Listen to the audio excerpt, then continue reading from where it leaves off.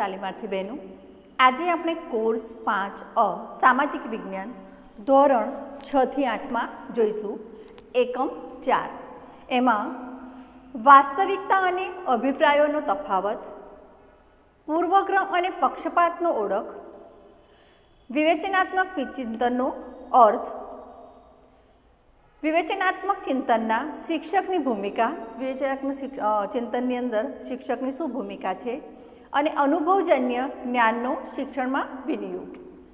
તો તાલીમાર્થી બહેનો, કોર્સ 4ની અંદર પહેલામાં કહે છે કે વાસ્તવિકતા અને અભિપ્રાયોનો તફાવત। સામાજિક વિજ્ઞાનના શિક્ષણમાં માહિતીના સ્ત્રોતનું ઘણું જ મહત્ત્વ છે। તેના દ્વારા વિદ્યાર્થીઓ ઇતિહાસ, ભૂગોળ, માહિતીને તેના વાસ્તવિક સ્વરૂપ સમજી શકે છે અને તેના વિશેની વાસ્તવિક ખ્યાલ તેના માનસમાં સ્પષ્ટ થઈ શકે છે। પરંતુ અહીંયા એ પણ નોંધવું જોઈએ કે માહિતીના વિવિધ સ્ત્રોતોમાં વાસ્તવિક અને અભિપ્રાયોનો સ્પષ્ટ સમજણ પણ વિદ્યાર્થીઓને આપવી જોઈએ કે જ્યારે શિક્ષક માહિતી આપતું હોય તો તેની સ્પષ્ટ સમજ વિદ્યાર્થીઓને શિક્ષકે આપવી જોઈએ। દાખલા તરીકે, જે તે એકમને સમજવા માટે આપણે જે તે માહિતીના આધાર વિદ્યાર્થી સમક્ષ રજૂ કરીએ છીએ તેની સચ્ચાઈ, વાસ્તવિકતા શું છે, તેમાં વ્યક્તિના અથવા સંશોધનના વ્યક્તિગત અભિપ્રાયો કેટલો સમાવેશ થાય છે તે જાણવું જોઈએ। તે પણ કેમ કહી શકાય કે અર્થાત હડપ્પા સંસ્કૃતિનો ખ્યાલ આપવા આપણે વિદ્યાર્થીને હડપ્પા સંસ્કૃતિ નમૂના બતાવી શકીએ। તેમાં જે તે પ્રાચીન બાંધકામના નમૂના મળેલ છે તે આપણે વાસ્તવિક પુરાવા તરીકે તે લોકોને બતાવી શકીએ। તો જ્યારે વિદ્યાર્થી જે ભણે છે અને જે વિદ્યાર્થીને સમજ પડે એવી સ્પષ્ટ પુરાવા હોવા જોઈએ। પછી એવું કહે છે કે જ્યારે શિક્ષક સમજાય, હડપ્પા સંસ્કૃતિ આપણને જે મળી આવી છે એની અંદર જે વાસ્તવિકમાં જે બધું મળ્યું છે તેમાં છે સાંસ્કૃતિક વારસા તરીકે તો પહેલું છે વાસણો, એના નમૂના, ખેત ઓજારો, એનાય નમૂના, શણગાર માટેના નમૂના અને કેટલાક અંશે અભિપ્રાયો એટલે કે સંશોધનાત્મક વ્યક્તિગત અનુમાનો રહેલા હોય છે। જે આ રીતે વાસ્તવિકતા શું છે અને અભિપ્રાય કેટલે અંશે રહેલા છે તેની સમજ સામાજિક વિજ્ઞાનમાં વિદ્યાર્થીઓ અપાય તે રીતે ખૂબ જ જરૂરી છે। બીજી રીતે, આ માટે મૂળભૂત સાધનનું અર્થઘટન કરવું હોય તો તેના આધારે અનુમાનની તારવણી કરવી જોઈએ કે ભાઈ જે પણ તે પુરાવા છે હડપ્પા સંસ્કૃતિના એ તેની હકીકત બયાન કરે છે। પછી છે તથ્યો અને સત્યની ચકાસણી કરવી જોઈએ કે જે પણ કંઈ મળી આવેલું છે તે સાચું છે તેની ચકાસણી કરવી જોઈએ।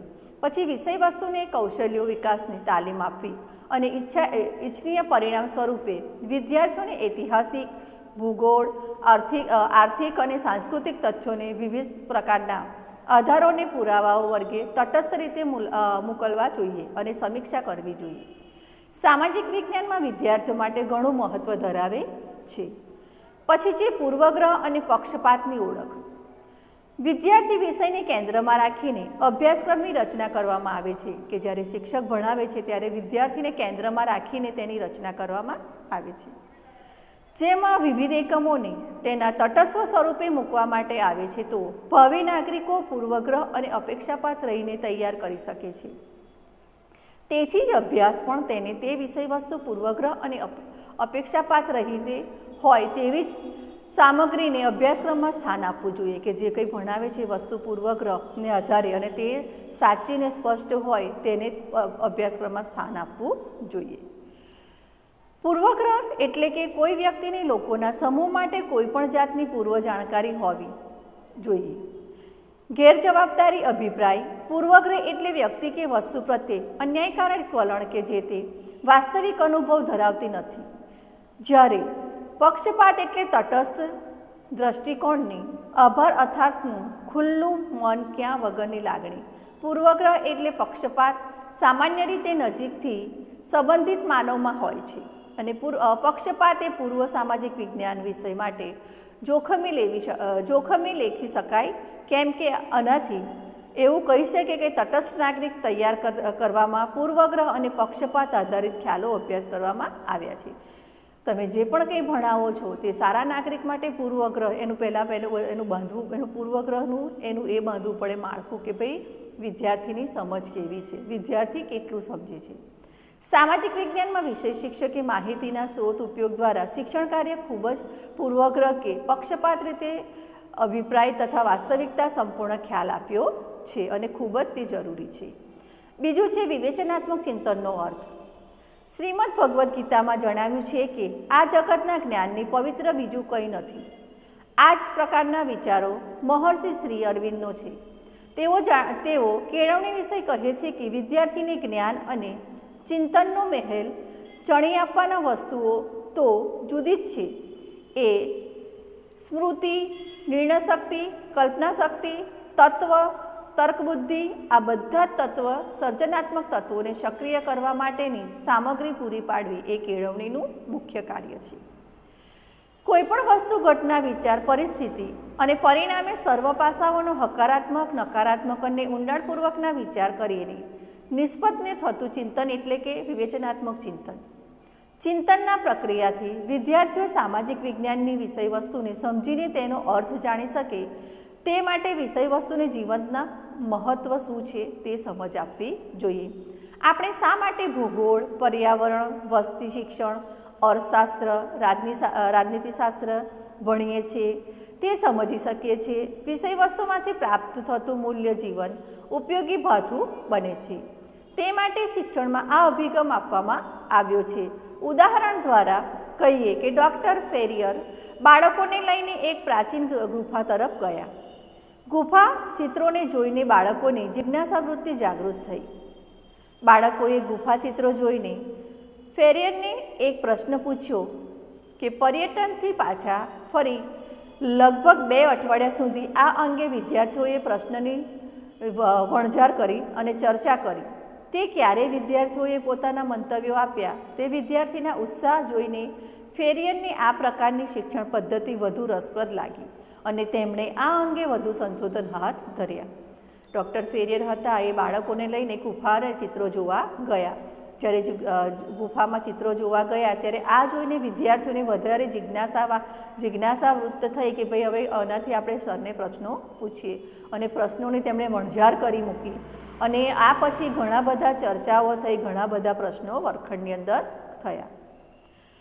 બીજું છે વિવેચનાત્મક ચિંતનના શિક્ષકની ભૂમિકા.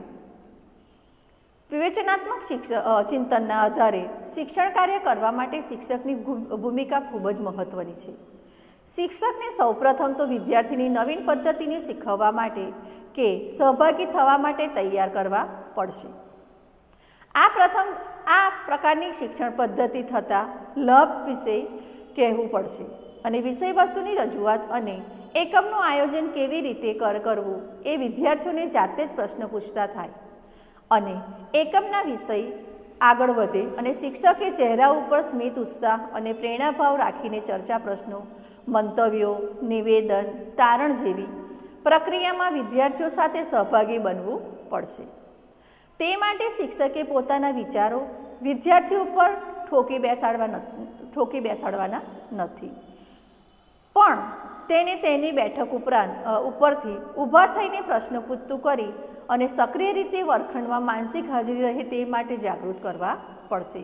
કે જ્યારે પણ શિક્ષક કોઈ પણ ચર્ચા કરે તો ચર્ચા એવી કરે કે વિદ્યાર્થી પોતાના વર્ગખંડની અંદર બેઠક ઉપર બેઠું છે તે ત્યાંથી ઊભું થઈને પ્રશ્ન જાતે પૂછતું થાય કે બીજાનો આધાર લે નહીં.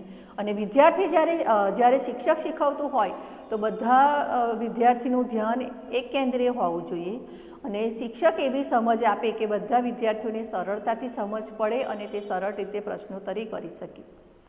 પછી છે અનુભવજન્ય જ્ઞાનનો શિક્ષણમાં વિનિયોગ. જીવનના અનુભવથી જ માનવી ઘડતર થાય છે અને ઘડાયેલો માનવી જ જિજ્ઞાસા હડકમ ઝીલવામાં સફળ બને છે. એટલે જીવનમાં જે પણ કંઈ પડકારજનક આવે છે તેને માટે તે સક્ષમ બને છે. બીજું છે અનુભવજન્ય જ્ઞાન મેળવવા ઘણા પગથિયાં છે, જેમાં વિદ્યાર્થી વ્યક્તિગત અનુભવ, પોતાની કાર્યશીલતા અને બીજાઓ સાથે સહકારથી કામ કરતું પરિણામથી જ્ઞાન, મંતવ્ય પદ્ધતિ નવું હશે અને નવા વિચારોવાળું હશે અને નવા કૌશલ્યો તરફ દોરી જશે. જે પણ જે જ્ઞાન આપે છે તેનું મંતવ્ય નવું હોવું જોઈએ અને નવી જિજ્ઞાસા હોવી જોઈએ, તો જ તેને પૂરો પડકારતી રીતે ભણશે. વિદ્યાર્થી શિક્ષણ કાર્યમાં માહિતીની જરૂરિયાત અંગે સભાનતા કેળવી અને ક્રિયા પ્રક્રિયા દરમિયાન સાથે કરશે અને વિદ્યાર્થી ક્રિયા અને વસ્તુની નિર્ણય કરીને નમૂના બનાવશે, એમાં પીપીટી બનાવે અને તે આ બધી જ પ્રક્રિયાની ચાવી અનુભવજન્ય જ્ઞાનથી ગુરુ ચાવી કહે છે કે જે પણ કંઈ વિદ્યાર્થી ક્રિયા કરે અને તે ક્રિયા દ્વારા પોતાનું અલગ કાર્ય કરી શકે તેવું સક્ષમ બનાવવી જોઈએ. વિદ્યાર્થીઓ ક્રિયા આધારિત તારણો કાઢશે, વિચારો કરશે, પરિણામો કરશે, અનુભવની એ કરશે અને પોતાની નવી અનુભવોને ગૌરવપૂર્વક આત્મવિશ્વાસની અભિવ્યક્ત કરે છે. તે જૂના અનુભવો અને નવો અનુભવ વચ્ચે તુલના કરતાં શીખે છે. આ માટે ચર્ચા કરીને વિચારો અભિવ્યક્ત કરવા માટે પૂર્વ તૈયારી કરવી પડે છે. બીજું છે વિષયવસ્તુનો મૂલ્યબિંદુ, ઉપયોગિતા, ભયાવસ્થા, આ બધી જ બાબતો તેમને અભિવ્યક્ત મુખ્ય દ્વારા મળેલી હોય છે. આ અનુભવ માટે મુશ્કેલીઓ, સમસ્યાઓ અંગે પણ મુક્ત અને રજૂઆત કરે છે અને તે વ્યક્તિત્વ નૈતિકતાપૂર્વક નિર્ભય બનાવવા માટે વાસ્તવિક હૃદય સાથે જેવી કે આમ અનુભવજન્ય જ્ઞાનનો વિનિયોગ વિદ્યાર્થી અને વિવિધ પરિસ્થિતિમાં કઈ રીતે સૂઝબૂછથી કાર્ય કરે તે રીતે તેનું પણ ધ્યાન રાખવું જોઈએ કે જ્યારે પણ કંઈ વિદ્યાર્થી સમજ આપે તો તે વિદ્યાર્થી સૂઝબૂછથી પોતાનું સારું કાર્ય કરે તેનું તેણે ધ્યાન રાખવું જોઈએ. હવે આપણે આગળના તાસમાં જોઈશું વિવિધતામાં એકમ. હવે આપણે જોઈશું. અત્યારે અસ્તુ.